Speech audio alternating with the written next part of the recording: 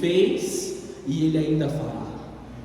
Deus tem promessas poderosas sobre as nossas vidas, e tudo aquilo que Ele já cumpriu na cruz, Ele profetizou sobre a tua vida, e Ele ainda fará grandes coisas sobre a vida de vocês. Vamos fazer uma pergunta muito rápida e muito fácil aqui para vocês. Quem aqui, nesse último mês pelo menos, sabe que em algo Deus te abençoou? Uma oração respondida, um toque de Deus, algo ali que Deus já fez na sua vida. Pelo menos todos nós aqui, se não a maioria de nós, temos um testemunho para contar daquilo que Deus já fez na nossa vida. Por menor que você imagine que seja, por menor que pareça, ou por menor que seja comparado a certas outras coisas, porque a gente gosta desse negócio de ficar se comparando com os outros, né? E aí, não que seja certo. E aí nós comparamos as situações que Deus tocou, e nós pensamos assim, foi só uma glorinha, foi só um milagrezinho, aqui só um negocinho, mas é Deus agindo na tua vida. E eu quero te dizer que o mesmo Deus que já operou maravilhas no teu meio, Ele ainda há de operar muitas coisas sobre a tua casa, sobre a tua família e sobre tudo aquilo que você for viver na presença de Deus. Você crê nisso? Você concorda com essa palavra? Então vamos lá, preste muita atenção na mensagem de hoje, para que você não se perca aqui, amém, amados? Eu quero ler Isaías no capítulo 53, abre a sua Bíblia aí, Isaías 53, e aí, se você quiser deixá-la aberta, nós vamos ir e voltar nesse texto por várias vezes, tá? Coloca seu marcador aí, a gente vai fazer algumas leituras aqui, tá bom? Quem achou aí diz amém? O texto diz o seguinte: quem creu em nossa mensagem, a quem o Senhor revelou o seu braço forte, meu servo cresceu em sua presença como um tenro broto verde, como raiz em terra seca. Não havia nada de belo nem majestoso em sua aparência, nada que nos atraísse. Foi desprezado e rejeitado, homem de dores, que conhece o sofrimento mais profundo. Demos as costas para ele e desviamos o olhar. Ele foi desprezado e não nos importamos. Apesar disso, foram as nossas enfermidades que ele tomou sobre si, e foram as nossas doenças que pesaram sobre ele. Pensamos que seu sofrimento era castigo de Deus, castigo por sua culpa, mas ele foi ferido por causa da nossa rebeldia, e foi esmagado por causa de nossos pecados. Sofreu o castigo para que fôssemos restaurados, e recebeu açoites para que fôssemos curados. Todos nós nos desviamos como ovelhas, deixamos os caminhos de Deus para seguir os nossos caminhos, e no entanto o Senhor fez cair sobre ele os pecados de todos nós. Ele foi oprimido e humilhado, mas não disse uma só palavra. Ele foi levado como um cordeiro para o matadouro, como ovelha muda diante dos tosqueadores, ele não abriu a boca. Condenado injustamente, ele foi levado embora. Ninguém se importou dele morrer sem deixar descendentes, da sua vida ser cortada no meio do caminho, mas ele foi ferido mortalmente por causa da rebeldia do meu povo. Não havia cometido nenhuma injustiça e jamais havia enganado alguém. Ainda assim, ele foi sepultado como um criminoso e colocado no túmulo de um homem rico. Fazia parte do plano do Senhor esmagá-lo e causar-lhe dor. Quando, porém, a sua vida foi entregue como oferta pelo pecado, ele terá muitos descendentes, terá vida longa, e o plano do Senhor prosperará em suas mãos. Quando ele vir tudo que resultar da sua angústia, ele ficará satisfeito, e por causa de tudo que o meu servo justo passou, ele fará que muitos sejam considerados justos, pois levará sobre si os pecados deles. Eu lhes darei as honras de um soldado vitorioso, pois ele se expôs à morte e foi condenado entre os rebeldes, levou sobre si a culpa de muitos e intercedeu pelos pecadores. Amém, amados? Capítulo 53 inteiro aqui. Vamos fazer uma pausa antes de eu começar a explicar isso aqui. Feche os teus olhos, abaixa a sua cabeça. Eu quero fazer uma oração junto com você. Senhor Jesus, esse texto é uma clara descrição da tua presença. O texto de Isaías é uma profecia poderosíssima, Senhor, da tua vinda e do teu derramar sobre nós. Senhor, que nós não sejamos contados entre esses, que no primeiro versículo são referenciados como aqueles que não creram na pregação, como aqueles que rejeitaram Jesus. Nós estamos aqui porque nós te amamos, Jesus, e nós queremos receber mais da tua presença, receber mais da tua glória, receber mais do teu sobrenatural. Então, no meio do teu povo aqui, Senhor, remove toda distração de mente, Senhor, toda confusão da mente dos teus filhos, toda ansiedade, Senhor, que vem batendo a porta ali, dizendo aquilo que eles precisam fazer, está agora debaixo dos teus pés, Jesus. Todo espírito maligno, toda palavra contrária, seja repreendida agora nesta casa, Senhor, porque somente a tua vontade prosperará em nosso meio. Nós declaramos aqui: abram-se corações para que a palavra do Senhor encontre pouso. Nós preparamos um caminho para a tua vida, Senhor Jesus. Nós declaramos que os nossos ouvidos estão abertos. Fala com os teus servos que aqui estão nessa noite, em nome de Jesus. Amém e amém. Você pode aplaudir o Senhor? Aleluia. Já pode ir para o próximo aqui, Cris. Deus, Ele profetizou salvação em Cristo. A palavra de Deus, ela se completa em todas as coisas. Tudo aquilo que foi predito no Antigo Testamento se cumpre em Cristo e através de Cristo. A palavra de Deus é uma só. Ainda que nós tenhamos o hábito, e foi criado ali um formato em que a Bíblia fosse dividida entre Antigo e Novo Testamento. O Antigo Testamento, ele tem ali a Torá, a lei de Moisés, ele tem ali os livros históricos, ele tem os livros poéticos, ele tem os profetas, ele tem suas certas divisões, mas todos esses livros, eles apontam para Jesus, que foi nos mostrado naquilo que nós chamamos de Novo Testamento. Amém? Consegue entender isso aqui? Jesus, ele foi revelado, a sua história inicialmente é contada nos evangelhos, nos 4 evangelhos, e depois dos 4 evangelhos a igreja se inicia no livro de Atos, e todas as cartas de Paulo são escritas, todas as outras cartas dos outros pastores e presbíteros das igrejas são escritas ali, e tudo chega na revelação do fim dos tempos que nós chamamos de Apocalipse. Amém? A palavra de Deus por completo, ela se completa e ela se complementa. Tudo aquilo que foi profetizado desde o início se cumpre em Cristo e através de Cristo. O texto que nós lemos aqui em Isaías 53, ele é o que os teólogos chamam de um evangelho no Antigo Testamento, um resumo do evangelho no Antigo Testamento.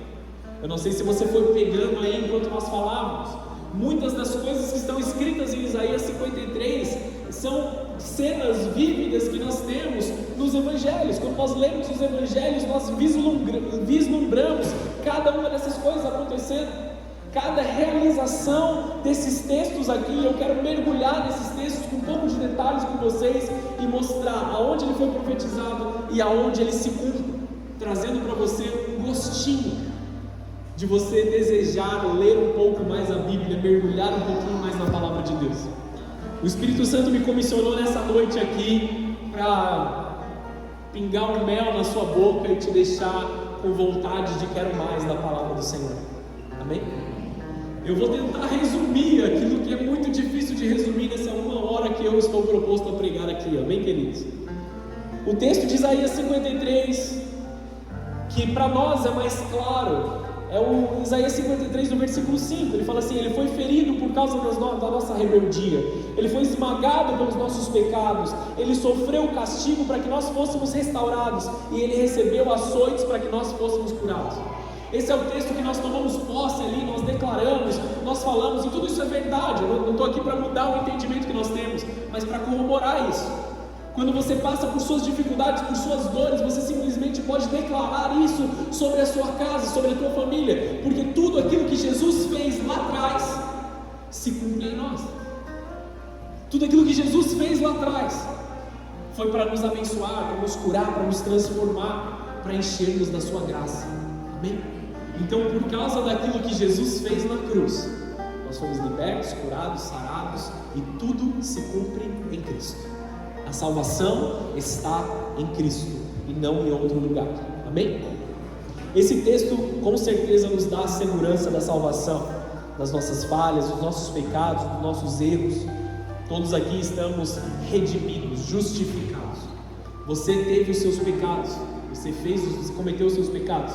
E eu não preciso ser profeta para dizer isso, porque na verdade a Bíblia diz que todos nós pecamos. Esse aqui é o que Paulo está dizendo para os romanos.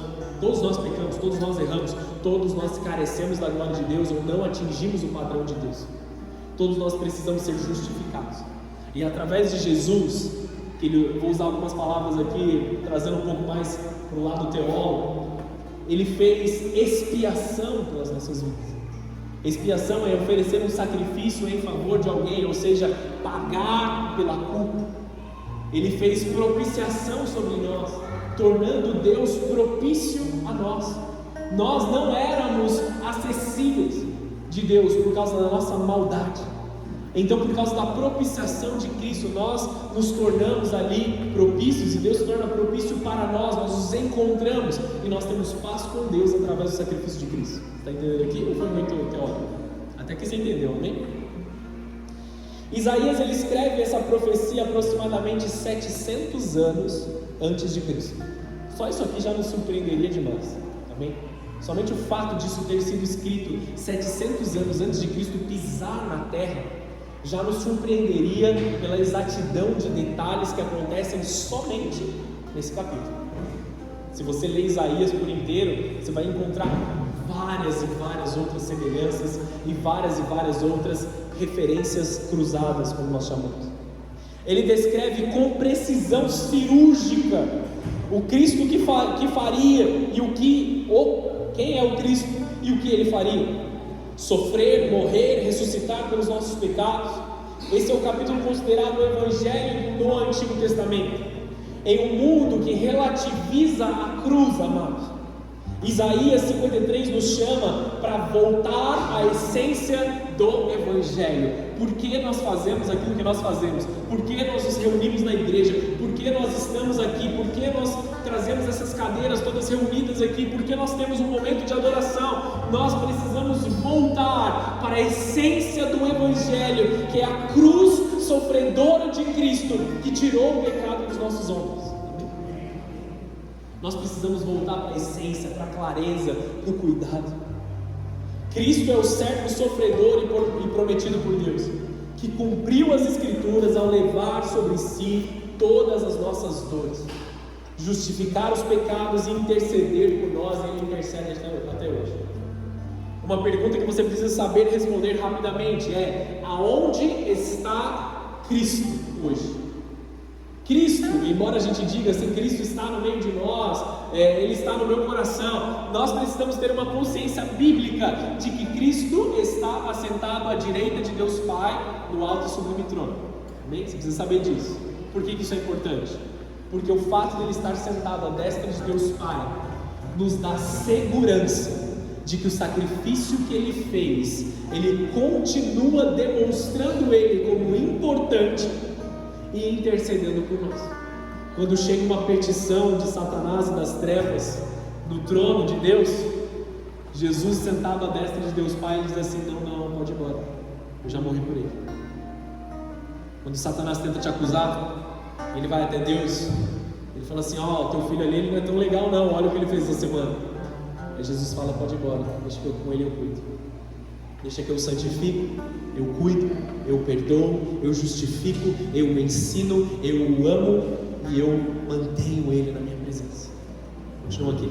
Essa é a segurança que nós temos que viver. Nós estamos seguros em uma promessa já cumprida sobre as nossas vidas. Nós estamos seguros no Evangelho, irmãos. Essa segurança que nós não encontraremos em nada que nós podemos olhar lá fora.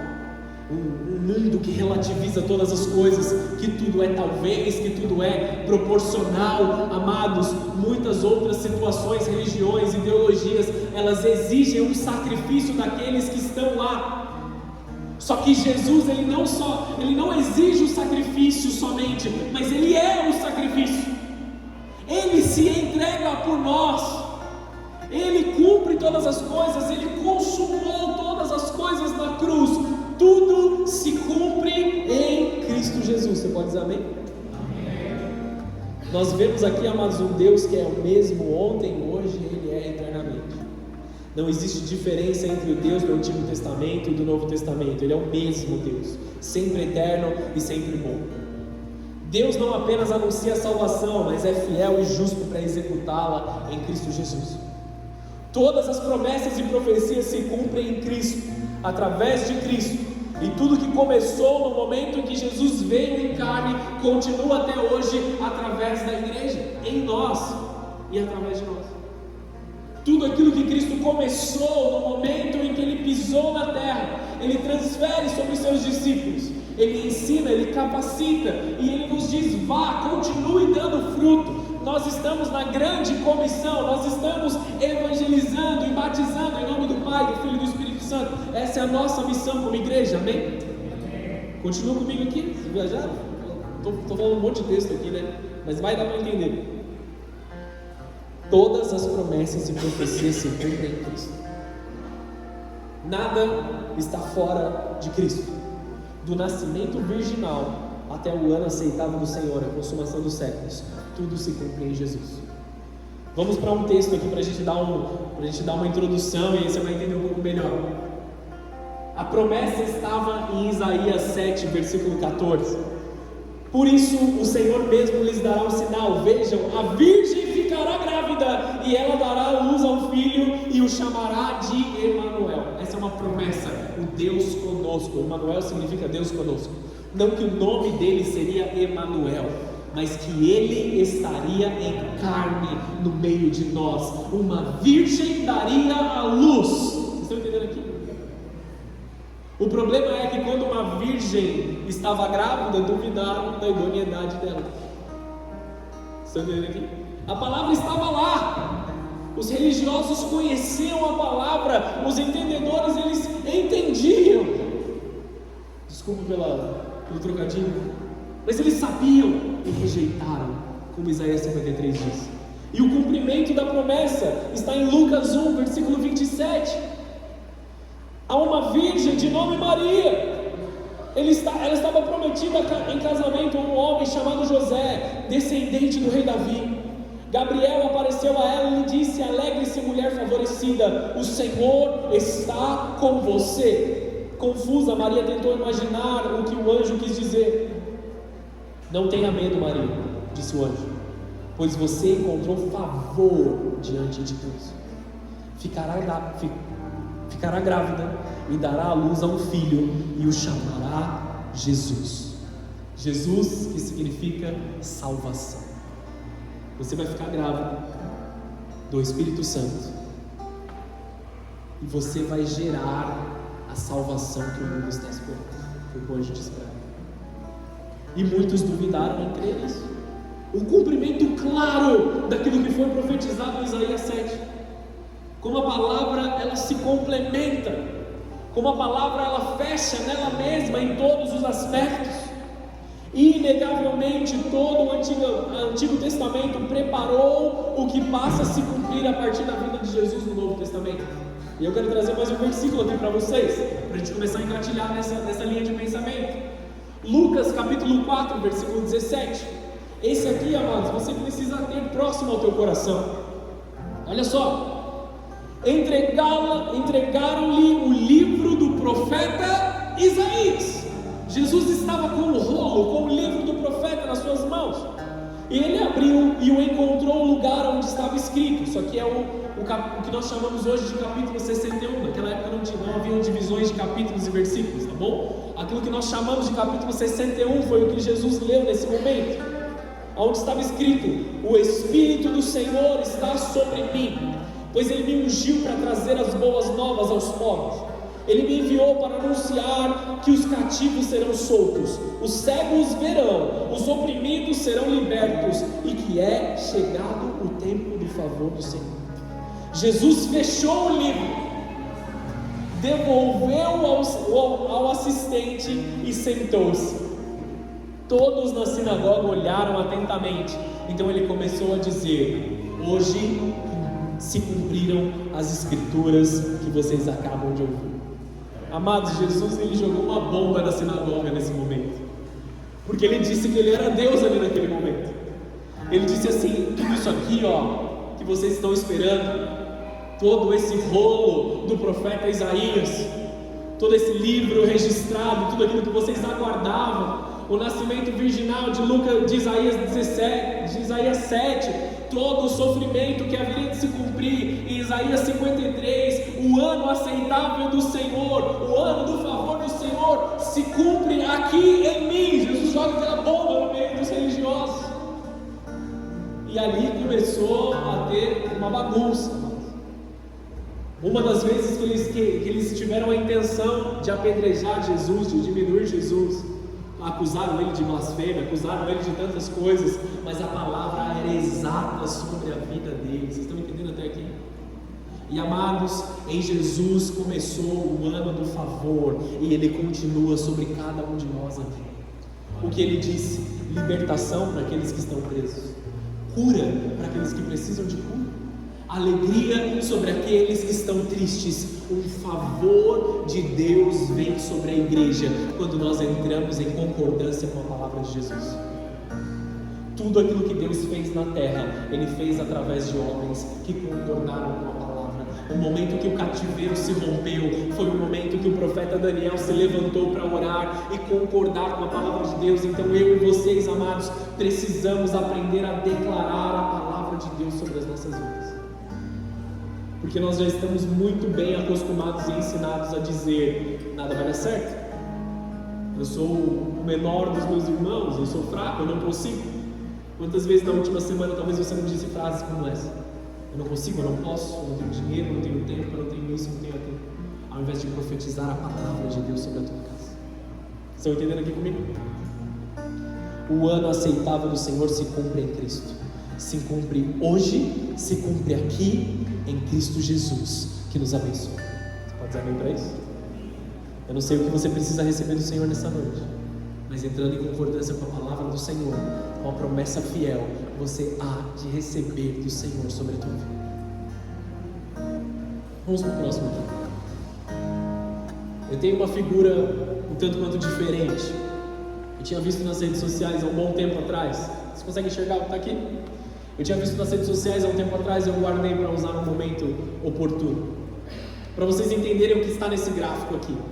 Nós temos aqui em branco, embaixo, todos os livros da Bíblia, de Gênesis até Apocalipse.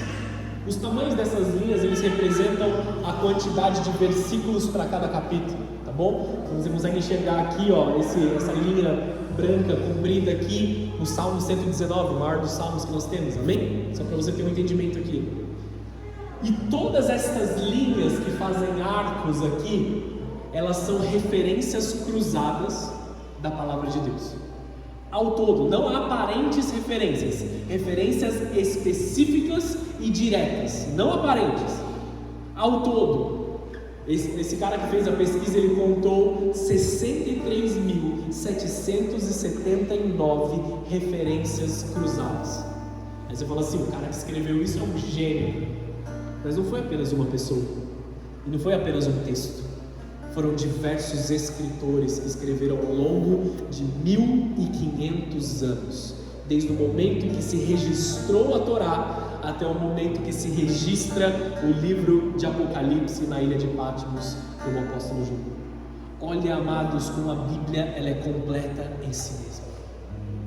Olhem e percebam a infinidade de coisas que nós podemos aprender com a palavra de Deus. E talvez você tenha se deparado ao longo da sua busca, do seu estudo, uma dificuldade de entender um versículo ou uma dúvida sobre algo, e aí você diz: eu não concordo com isso, eu não concordo com aquilo, eu não entendo isso na palavra de Deus. É porque você ainda não entendeu o cumprimento desta palavra, que está lendo um pouco mais adiante. A própria palavra de Deus explica a si mesmo. Estão comigo aqui ou perdi? Eu tenho que já com essa maluquice. Isso aqui, amados, é o tanto que Deus costurou e profetizou no coração dos teus filhos da perfeição que Ele é. Nós vemos aqui, mesmo em homens imperfeitos, mesmo em 3 línguas originalmente escritas, hebraico, aramaico e grego, a perfeição de Deus preparando todas as coisas para a vinda do Messias. E aí eu quero trazer algumas para vocês. Eu não consigo analisar todas elas aqui, nós passaríamos anos falando sobre isso. Vamos olhar somente para o capítulo 53 de Isaías agora nesse momento. Vamos comigo? Presta atenção, não perde. Vamos lá para o próximo, Cris. O primeiro versículo, tá? Aqui ele faz uma crítica ao povo, de fato. E ele está colocando em Isaías 53, no versículo 1, quem creu na nossa mensagem e a quem o Senhor revelou o seu braço forte. João 12, versículo 37, explicitamente diz: apesar de ter feito tantos sinais, muitos não creram. Eles rejeitaram os sinais de Jesus ali. E Romanos 10, 16 também diz: mas nem todos obedeceram ao seu evangelho. Nós temos uma ou mais promessas aqui, amém? O Messias, ele seria rejeitado pela maioria, e apesar das evidências, a incredulidade já estava prevista. Então, por mais que o Antigo Testamento todo preparou a vinda de Jesus, Deus, na sua presciência, ele já sabia que a maioria havia de rejeitar Jesus. Seria muito fácil Jesus chamar como seus discípulos os fariseus, os caras mais bem preparados, os escribas que conheciam de cor todos os textos bíblicos. Ele só chamava os caras, dava uma alinhada naquilo que eles precisavam ali, indicava uma coisa ou outra, e eles seriam os super-heróis ali do Evangelho. Eles iriam pregar no mundo todo. Mas Jesus, ele pega os mais improváveis, os mais incapacitados, porque muitos rejeitaram. Que esta palavra não se cumpra em nós, amém, amados? Que nós não sejamos esses que rejeitamos a palavra do Senhor. João 1, versículo 11 diz que ele veio para os que eram seus, e os seus não o receberam. Ele estava na eternidade com Deus, ele se manifesta em carne, e muitos não o receberam. Isaías descreve um homem também, amados, aqui, sem aparência, desejável, desprezado e rejeitado. Vamos para o próximo ali, ó. No versículo 2, que diz assim: o meu servo cresceu em sua presença, como tem no broto verde, como raiz em terra seca. Ele não havia nada de belo nem majestoso em sua aparência, nada que nos atraísse. Ele não era diferente de ninguém mais. Jesus em carne aqui no meio de nós, 100% homem, 100% Deus. Ele não tinha nada de diferente das outras pessoas. Ele era comum no meio, ele não tinha uma aparência especial, ele não chamava atenção pela sua aparência, mas pela autoridade das palavras que saíam de dentro da sua boca. E aí nós vemos isso se cumprindo diversas vezes, e eu tenho apenas duas referências aqui, amados, de Marcos 6, no versículo 3, onde muitos olhavam para ele e diziam assim: não é esse o carpinteiro? Como assim ele veio para resgatar o povo? Ele é um carpinteiro, ele não tem uma aparência específica, ele não parece ser o Messias, ainda que tudo se cumpra nele. Ele não é um carpinteiro? Não é o filho de José, de Maria? Eu conheço os irmãos dele. Era o que eles diziam. Filipenses 2,7 também diz: ele assumiu uma forma de servo. Ele assumiu uma forma comum que eu e vocês temos. Ele assumiu uma forma aqui, amados, que passou por todas as dificuldades, por todas as dores. Esse texto também fala de uma coisa que eu não acrescentei aqui, depois que eu percebi que eu tinha deixado de fora. Em Lucas 23:31 ele faz assim, ele diz assim: se fazem isso com uma árvore verde, o que farão com uma árvore que está seca? E o texto diz: ele veio como tem um broto verde, como raiz em uma terra seca. Ele veio em uma terra em que não havia nenhum tipo de coisas boas ali, e mesmo assim se manteve como uma árvore verde. Jesus se mostra dessa forma no momento que ele está declarando a sua salvação. Uma promessa em cumprimento: Jesus viria em humildade, sem atrativos exteriores, crescendo como um homem comum. Amém? Posso continuar? Vamos lá? Versículo 3: ele foi desprezado e rejeitado entre os homens. Não somente desprezado em não crerem na sua palavra, mas aqui uma rejeição social. Ele não somente foi deixado de lado, não somente não quiseram ouvi-lo, mas agora fizeram mal contra ele, o feriram ou machucaram. Ele foi um homem de dores, ele foi um homem rejeitado. João 1, versículo 10: veio para os que era seu e os seus não receberam. Lucas 23, 18: fora com este, solta-nos Barrabás. Lembra o que eles disseram aqui, irmãos?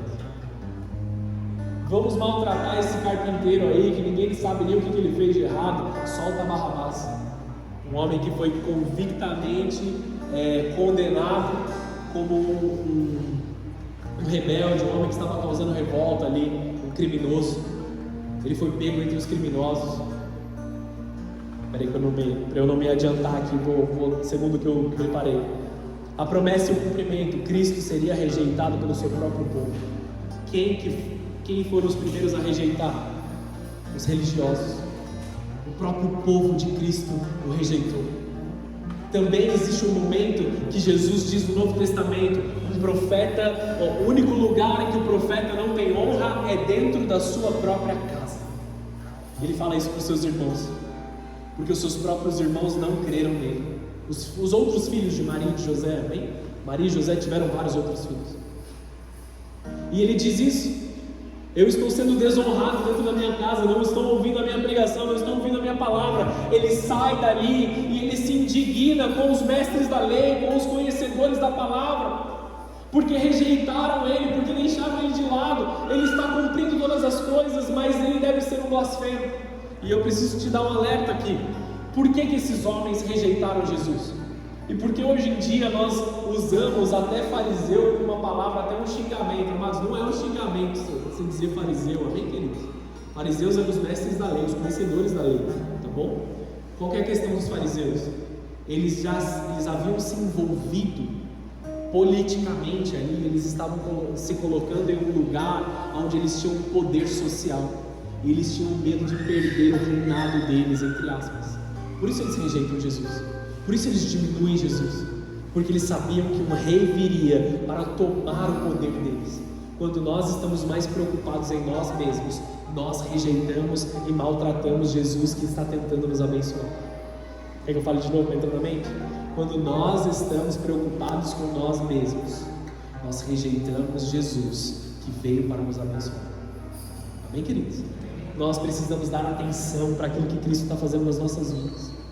No versículo 4: certamente tomou sobre si as nossas enfermidades. Essa é a parte que a gente gosta desse texto. Em outras versões: apesar disso, foram as nossas enfermidades que ele tomou sobre si, e foram as nossas doenças que pesaram sobre ele. Pensamos que o seu sofrimento era castigo de Deus, castigo por sua culpa, mas não havia nenhum pingo de culpa em Jesus Cristo. Não havia nada de errado em Cristo. Mateus 8,17 diz: ele mesmo tomou as nossas enfermidades sobre si. O que era para eu e vocês passarmos, amados, Jesus colocou sobre os seus ombros e levou lá para o madeiro. O que era para todos nós sofrermos, nós não precisamos sofrer. A dor, a doença, a dificuldade, tudo aquilo que bate na porta da sua casa, você não precisa passar por essas coisas, porque Jesus já tomou posse de todas as suas dores e pregou-as no madeiro. Você é livre, amado. Você é livre. Nós teremos dificuldades, nós teremos aflições no mundo. Jesus profetizou sobre isso, mas nós temos duas formas de passar por essas aflições: com ou sem Jesus. Com Jesus, essa palavra se aplica e se torna realidade. A nossa dor é tirada, a nossa doença é tirada, as nossas dificuldades, elas são aliviadas pelo amor de Jesus. Agora, sem Jesus, que não vai fazer essas coisas, tenho medo até de descrever essas coisas. Eu passei muitos anos, amados, vivendo fora da presença de Jesus, e hoje eu sei o quanto me custou lá atrás, o quanto me foi dolorido, e o quanto eu gostaria de voltar no tempo, ou voltar lá atrás e me dizer sobre aquilo que eu não passaria, coisas que nós colhemos porque nós plantamos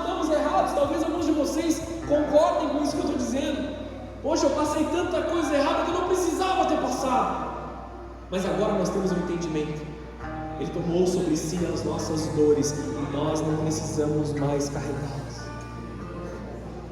1 Pedro 2,24, levando Ele mesmo em seu corpo os nossos pecados. Em primeiro lugar nós falamos da parte física, agora da parte espiritual. Ele tirou os nossos pecados de nós, para que nós vivêssemos no mundo, mas não necessitássemos mais do pecado e da sua dor. Nós não temos mais a atração do pecado, nós fomos libertos do pecado. Não libertos no pecado, mantendo-se no pecado, mas do pecado. Nós saímos dele.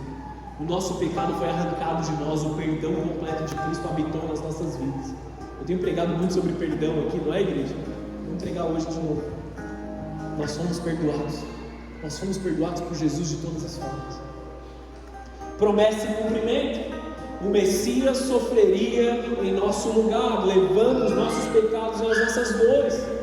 O peso das nossas dores. Jesus assumiu a consequência do pecado, mesmo Ele sendo inocente, porque Ele é justo, amém? Ele não pode somente justificar, Ele é justo, Ele pagou.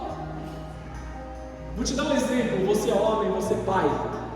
Seu filho quebra a janela do vizinho com uma bola de futebol. Talvez já tenha acontecido, talvez não.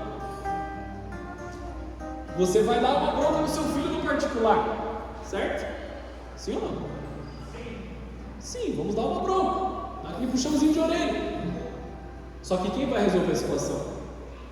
É o pai. Ó, meu irmão, desculpa aí, quebrou a janela, tá aqui, ó. Tu compra uma janela nova, deixa que eu compro e tal. A gente vai arcar com a consequência, não é assim que funciona? Foi exatamente o que Deus fez com a gente. Uma simples explicação que traz tanta clareza nas nossas mentes. Eu não tenho nada a ver com o seu pecado, mas eu vou morrer pelo teu pecado. Talvez a gente poderia traduzir as palavras de Jesus com essa frase. Eu não tenho nada a ver com o que você passou, nada a ver com o que você fez, nada a ver com essa sua vontade aí. Mas eu vou pegar todas essas coisas e vou te perdoar. Eu pago o que você deve. É isso que Jesus fez. Ele pagou tudo que nós devemos, amados. Essa é a essência do Evangelho que nós não podemos esquecer. Por que nós estamos aqui?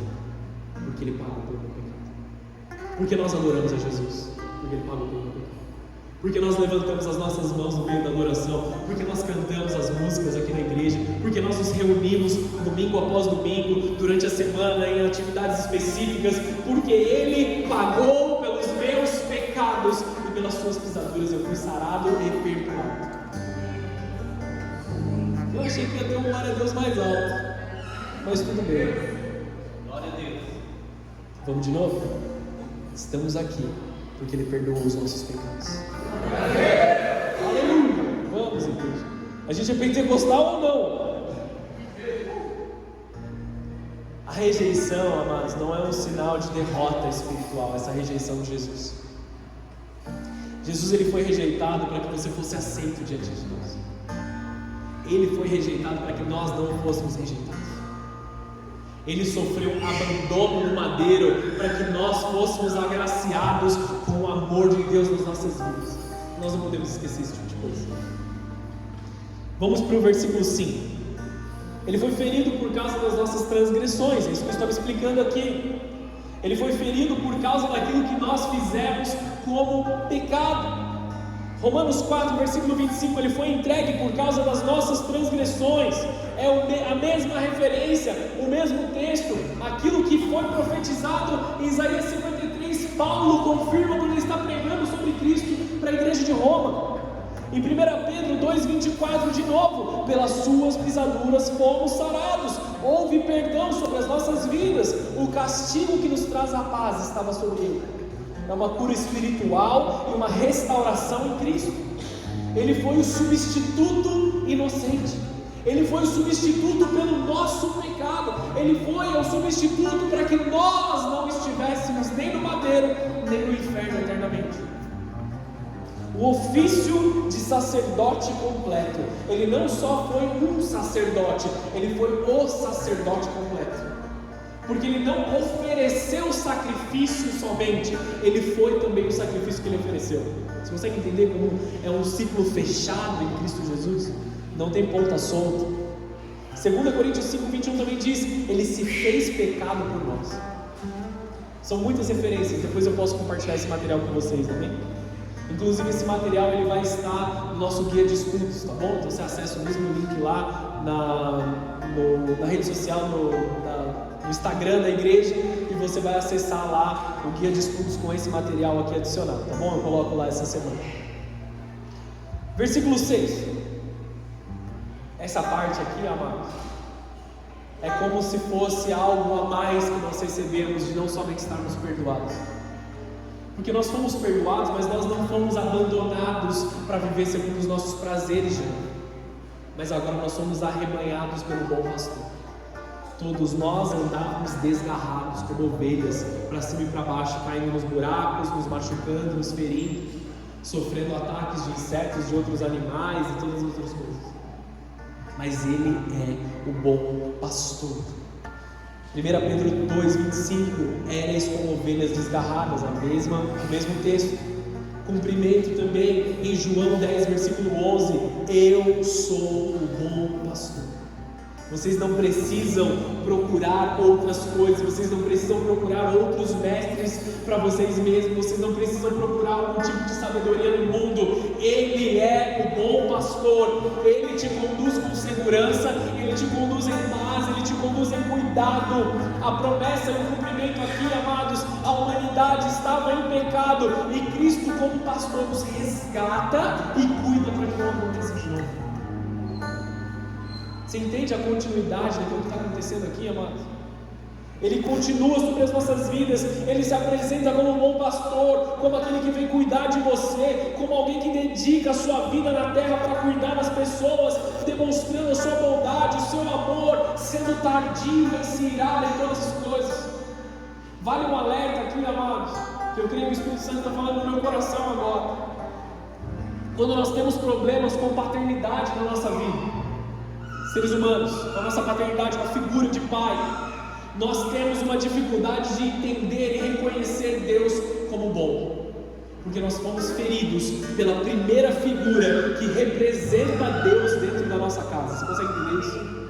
Não é o substituto de Deus nas nossas vidas. Os nossos pais, eles são enviados de Deus para demonstrar Deus dentro de nós. Então nós nos submetemos, nós obedecemos, nós entramos ali de acordo em concordância.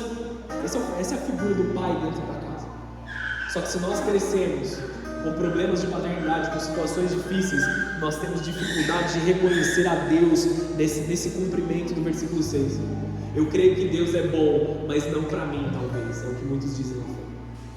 Eu sei que esse Deus da Bíblia, ele parece muito legal, mas olha isso que ele fez, olha aquilo que ele fez, exaltam as outras coisas e menosprezam o agir de Deus e o bom pastor. Amados, ainda que você tenha tido frustrações na sua vida enquanto você estava crescendo, ainda que você ainda esteja enfrentando frustrações na sua vida, Deus não é a figura de paternidade que você viu enquanto você crescia, ou aquela que você olha quando você tenta se espelhar. Deus é um verdadeiro e genuíno Pai, de todas as formas, um bom pastor. Você pode dizer amém para isso? Deixa Deus cuidar de você, deixa Deus cuidar do teu coração. Avançando, senão não vou acabar nunca essa palavra. Versículo 7. Como cordeiro mudo perante os que o tosqueavam. Ele foi mudo, amados.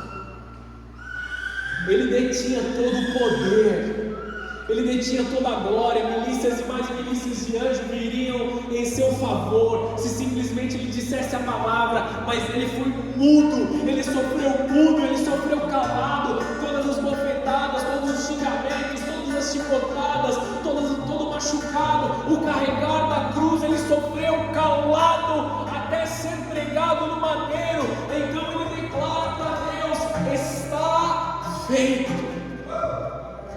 Olha a palavra profética se cumprindo aqui, amados. Deus entrando no teu coração e dizendo: eu já sofri por você, deixa eu exercer a minha paternidade sobre a tua vida. Glória a Deus. Mateus 27, versículo 12 ao 14. Mas Jesus nada respondeu. Enquanto eles questionavam, enquanto eles perguntavam as coisas sobre Jesus ali: fala aí, você não é rei dos judeus?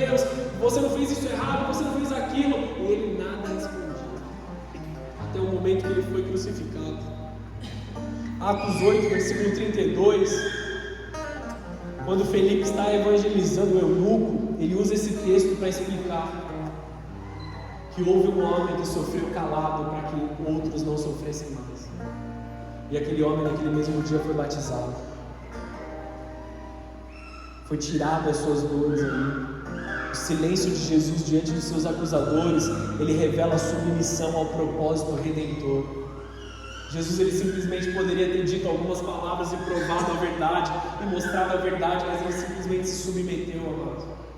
Muitas vezes nós precisamos aqui agir como Jesus, estar com a nossa boquinha fechada, como meu pai dizia, boca de siri. Se submeta à vontade de Deus sobre a tua vida. Talvez você não compreenda agora, talvez você não entenda esse chacoalhar, talvez você não entenda porque está sendo espremido nesse momento, mas como Jesus, fique calado até que a glória de Deus revele quem é você, até que a presença de Deus se manifeste, até que a dupla honra do Senhor venha sobre a tua vida. Já vou chegar na dupla honra, me adiantei.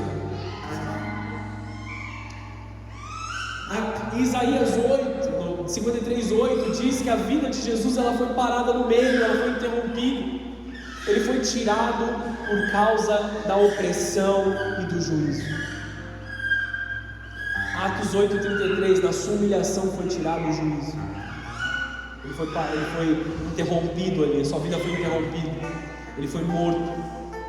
E também fala sobre o julgamento injusto. Em João 19, versículo 13 ao 16, conta sobre o julgamento injusto de Jesus. Foi na calada da noite. Foi no medo deles verem Jesus tendo mais influência do que os líderes religiosos daquela época. Jesus ele foi preso de noite, aonde ninguém estava olhando, enquanto ele orava. Amados. Jesus no Getsemane, suando e chorando sangue ali naquele momento, por causa da sua dor, da dor que ele carregava, pela salvação eterna. Aí ele é preso enquanto ele orava. A pergunta de Jesus, vou tentar resumir tudo aqui. A pergunta de Jesus foi: por que vocês não me prenderam na sinagoga? Sou eu algum rebelde para vocês me pegarem na calada da noite? Eu estive todos os dias com vocês na sinagoga, por que vocês não fizeram nada naquele momento? Porque eles sabiam que eles estavam fazendo algo errado. O julgamento de Jesus foi em portas fechadas. Um pequeno comitê, só a nata ali que tinha más intenções, julgaram ele, professaram ali um juízo sobre a vida dele. E quando acordou amanhã, Jesus já estava para ser condenado. Tudo no meio da madrugada, de forma injusta. A promessa e o cumprimento é de que Cristo seria injustamente condenado e executado. Em tudo foi injusto, amados. Ele foi julgado e condenado injustamente e imoralmente também, sem que as pessoas pudessem dizer nada, sem que outros pudessem participar e pudessem ver. Versículo 9 de Isaías 53: designaram-lhe a sepultura com os ímpios. Duas coisas maravilhosas que acontecem aqui, ó. Versículo 9 diz assim: não havia cometido nenhuma injustiça e jamais havia enganado alguém, ainda assim foi sepultado como um criminoso e foi colocado no túmulo de um homem rico. Isso aqui é muito louco, amados. Eu já tinha lido a Bíblia várias vezes inteira, várias vezes. E essa semana passada, quando eu estava lendo esse texto, eu falei assim: eu não acredito que até isso estava escrito. Quando fala sobre o túmulo de um homem rico, é sobre o túmulo de José de Arimateia, que comprou o sepulcro para que Jesus fosse crucificado. Eu sempre soube que Jesus que foi crucificado, não foi enterrado, foi sepultado. Eu sempre soube que um homem ali, um mantenedor da causa, um mantenedor da obra, ele havia colocado dinheiro para dar um sepultamento digno para Cristo ali. José de Arimateia, ele compra um espaço, ele compra ali. Aí eu falei assim: meu Deus, eu não sabia que isso aqui já tinha sido profetizado em Isaías 53, 700 anos antes de um homem ser tocado pelo Espírito Santo para abençoar a obra de Deus. Vocês entendem como todas as coisas se cumprem nos mais mínimos detalhes, amados?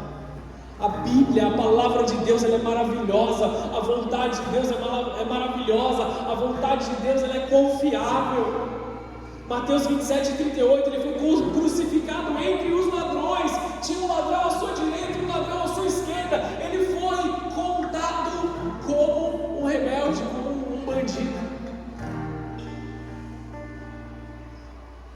Eu inverti quando eu estava falando, mas eu falei os dois. A morte entre os ímpios, sepultado entre os ricos, cumprido literalmente, amados, em todas as coisas. A cruz não é uma derrota, é o plano eterno da salvação. Jesus se entregou voluntariamente. Isso revela o valor que Deus dá para você. Versículo 10.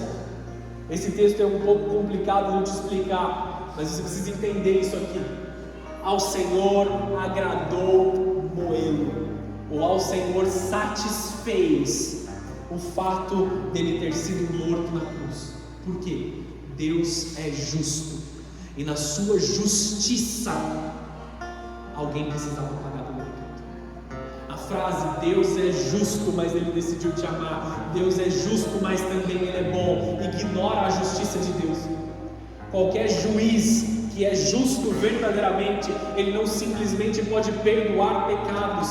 E o que aconteceria com aquele que teve, que foi subtraído, que teve a sua dificuldade?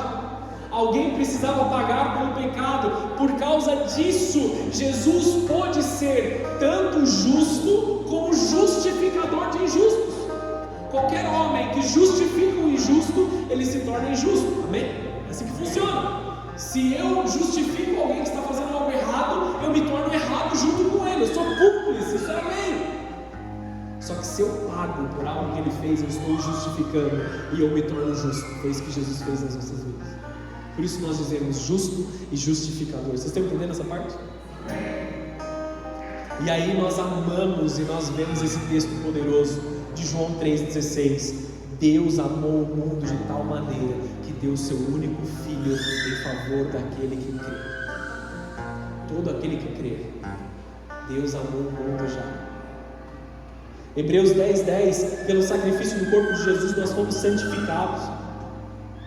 O plano soberano de Deus para redimir a humanidade por meio do sofrimento de Cristo agradou a Deus que Jesus fosse moído no madeiro, porque satisfez a justiça divina e deu liberdade para nós vivermos a plenitude do Evangelho. O sofrimento de Cristo ele não foi acidental, ele não foi por causa dos gregos, ele não foi por causa dos romanos, não foi por causa dos fariseus, foi porque Deus colocou Cristo na cruz. Eu sei que essa frase é agressiva, mas por causa do amor, porque ele aguentaria passar por tudo isso, tomaria nas suas mãos a chave do Hades, ressuscitaria ao terceiro dia e abriria um caminho que nós não podíamos trilhar anteriormente. Amém? Versículo 11. O justo meu servo justificará muitos, como eu estava tentando explicar aqui. Romanos 5, versículo 18. Por um só ato de justiça veio a justificação. Tudo aquilo que ele fez removeu a falta. 2 Coríntios 5, 21. Ele fez pecado por nós, para que nós fôssemos feitos justiça de Deus. Houve também uma promessa e um cumprimento. A justificação vem através do sofrimento e obediência de Cristo. E 1 João 1,9 diz: Ele é fiel e justo para perdoar. Ele é fiel e justo na sua promessa. Versículo 12, o último nesse pedaço aqui. Esse pedaço, não quer dizer que eu estou terminando, amém? Foi contado com os transgressores e intercedeu pelos transgressores.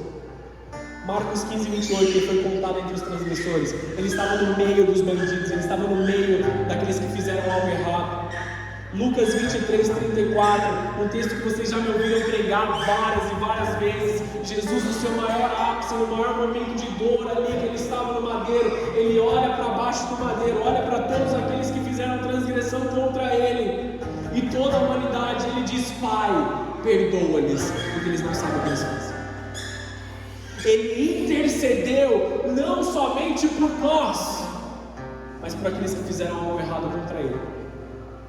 Nós temos um sentimento de justiça própria muito errado, amados. Eu sou cristão, eu estou na igreja, eu sou bonzinho, não faço mal a ninguém, mas aquele lá não merece o perdão de Jesus. Não é assim que o pensamento comum acontece, em sua maioria. Talvez não no seu coração, mas em sua maioria isso é uma realidade.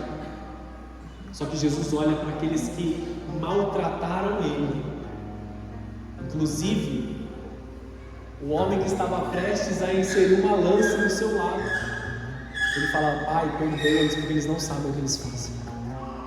Eles me pregaram aqui, mas eles não sabem o que eles fazem. O perdão, amados, vem de Deus para nós, é para que nós entreguemos para todas as pessoas.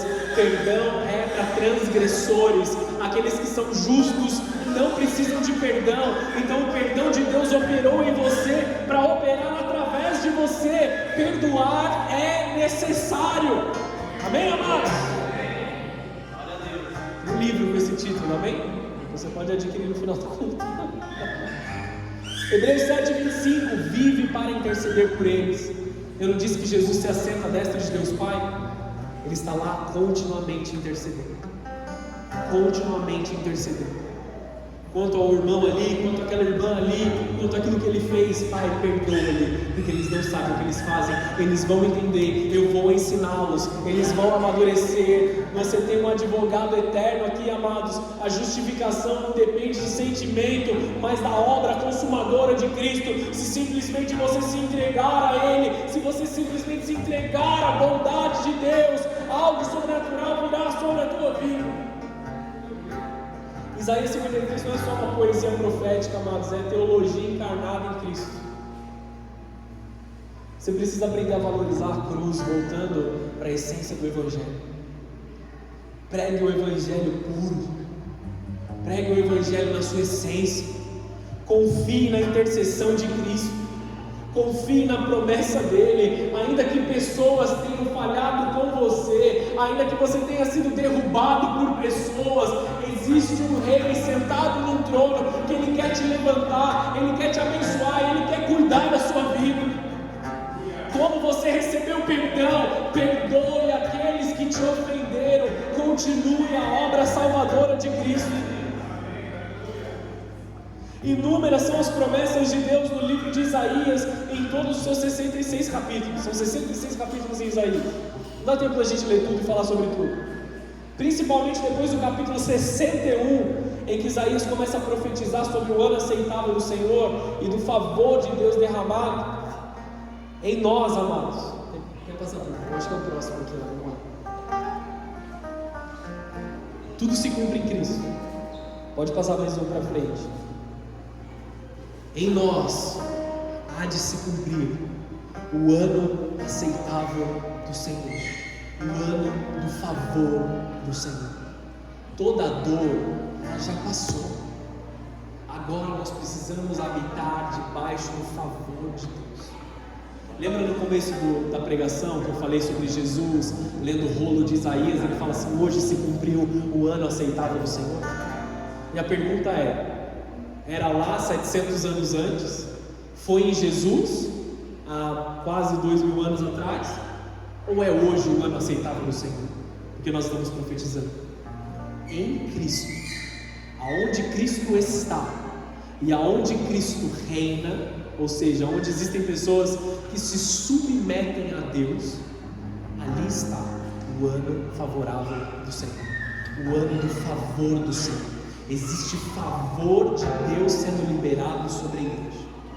Você pode dizer amém para isso? Amém. Nós estamos debaixo do ano aceitável do Senhor. Nós estamos debaixo de uma promessa fiel que há de continuar se cumprindo sobre as nossas vidas. Pode ir para o próximo aí, Cris. Nós estamos aqui, amados, contemplando a unção do Messias ali para a crucificação, a libertação dos cativos e consolo àqueles que choram. Eu não sei se você tem chorado nos últimos dias, mas Cristo é o seu consolo. Ele tem uma troca divina para acontecer nas nossas vidas. Ele nos tira das cinzas, Ele nos tira das dores, Ele nos dá uma coroa, Ele troca pranto por alegria, Ele nos dá reconstrução e restauração. Um sacerdócio real vem sobre as nossas vidas. Nós somos chamados reis e sacerdotes pela palavra de Deus, e a dupla honra do Senhor vem sobre a tua vida. Deixa eu te explicar o que é dupla honra, para você dar glória a Deus de verdade, amados. Dupla honra é quando você tem honra diante dos homens, e quando Deus olha para você, Ele fala assim: esse é o meu filho em quem tenho o meu prazer. Dupla honra está vindo sobre a igreja de Cristo nessa estação, sobre a sua casa, sobre a sua família, porque você tem sido obediente ao Senhor, você tem caminhado em concordância com o Senhor. eu profetizo dupla honra sobre a tua casa, sobre a tua família. É uma aliança eterna, amados. A palavra de Deus toda concorda e aponta o caminho para Cristo, por meio de qual tudo veio a existir e pelo qual tudo existe. Nós, a igreja, precisamos entrar em concordância com a palavra como coparticipantes da missão de Jesus. Isso aí, vamos para mais um aí para frente. Nós precisamos entrar em concordância, amados, com aquilo que Cristo está fazendo nas nossas vidas. E eu quero que você tome posse desse texto que a gente vai ler e a gente vai encerrar com isso, amém? Prometo que a gente encerra. Isaías 62. Você pode ler na sua casa, do 61 até o final do livro de Isaías, você toma posse de todas as promessas. Mas isso especificamente está vindo sobre a nossa casa, sobre a nossa vida nesse momento. Isaías 62, versículo 4. Nunca mais será chamada de cidade abandonada, nem de terra desolada. Seu novo nome será cidade do prazer de Deus e esposa de Deus, pois o Senhor tem prazer em você e tomará como esposa. Ele está falando da igreja aqui, amados. Seus filhos se comprometerão com você, como o jovem se compromete com a sua noiva. Então Deus se alegrará por você, como o noivo se alegra pela sua noiva. Deus está levantando filhos aqui que amam a igreja, que amam a noiva, que sabem que não são cidade abandonada, que sabem que são a esposa amada de Cristo, se preparando, se ataviando para a sua vinda. O texto continua dizendo: ó Jerusalém, coloquei vigas sobre os teus muros, eles vigiarão continuamente, dia e noite, não descansarão. Não descansem, vocês que oram ao Senhor, não deem descanso ao Senhor, até que Ele complete a sua obra, até que Ele torne Jerusalém motivo de orgulho em toda a terra. Amados, Deus está levantando intercessores poderosos nesse tempo, que não dão descanso em oração. Deus está levantando nesta casa, nessa igreja, filhos que amam a Deus tão intensamente, que vão continuar orando para que o reino seja estabelecido na sua casa, na sua família, na igreja, na cidade de Guararema. Deus está levantando intercessores aqui nessa casa, amados.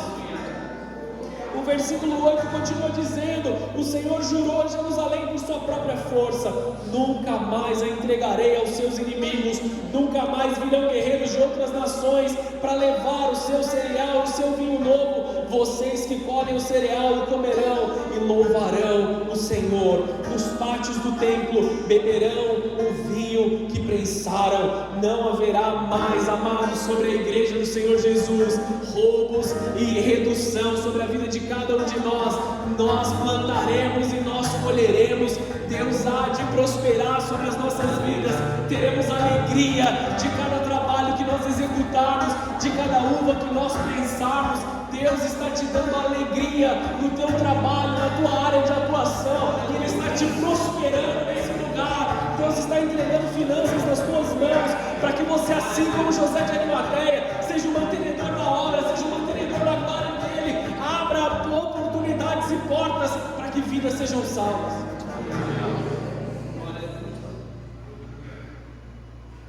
Versículo 8.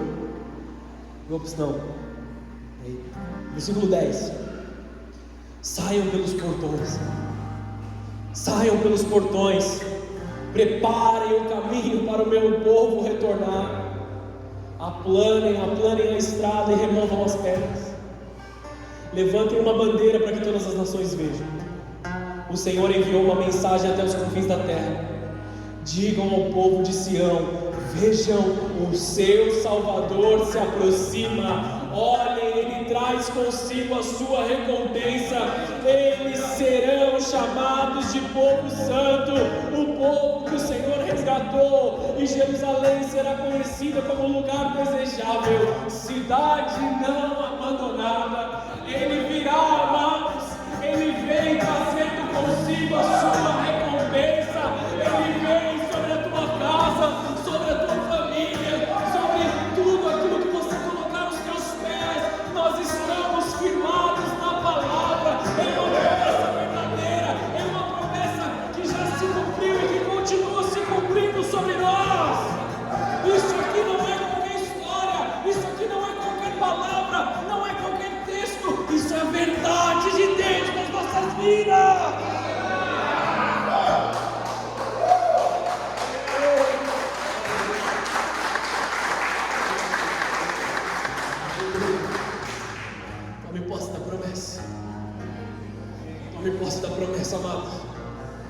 sobre a tua casa, sobre a tua família. Tome posse dessa promessa. Deus está vindo, amados, com uma grande comissão da igreja. Prepara o caminho, prepare o caminho. Como João Batista nesse tempo, nós precisamos anunciar a mensagem que nós recebemos. Aquilo que você ouviu hoje, você precisa anunciar, porque enquanto você cuida das coisas do Senhor, o Senhor cuida das suas coisas. Ah, mas eu não estou pronto, eu não tenho recursos, eu ainda tenho que me acertar nisso, eu tenho que acertar meu casamento, eu tenho que acertar minha casa, eu tenho que me balizar, eu tenho que fazer isso, eu tenho que fazer aquilo. Amados, faça aquilo que Deus te pediu para fazer, e Deus vai colocar todas as coisas no caminho certo. Deus é que vai endireitar a sua vida. Ah, eu preciso me organizar um pouco mais antes de eu ir para Deus. Vai para Deus e deixa Ele fazer a organização dele. Última coisa que eu vou falar, e a gente pode adorar, se o louvor quiser vir. Amados, tira essa ideia de que você tem que organizar a sua vida antes de ir para Deus. Porque se você fizer isso, sabe o que vai acontecer quando você chegar na presença de Deus? Ele vai fazer você desfazer tudo e reorganizar do jeito dele. Olha, é assim que funciona. Ele tem a vontade eterna, não, gente. Ele tem a vontade eterna. Deixa Deus entrar na sua casa e entrar na sua família. Ele está tirando cinzas, amados, derramando alegria no lugar. Muitas são as promessas de Deus sobre a tua vida nesse tempo. E Ele está santificando aqueles que Ele chamou. Vocês não são cidade esquecida. Vocês não são casa abandonada. Vocês são povo de Deus, igreja do Senhor. Feche seus olhos, abaixe a sua cabeça.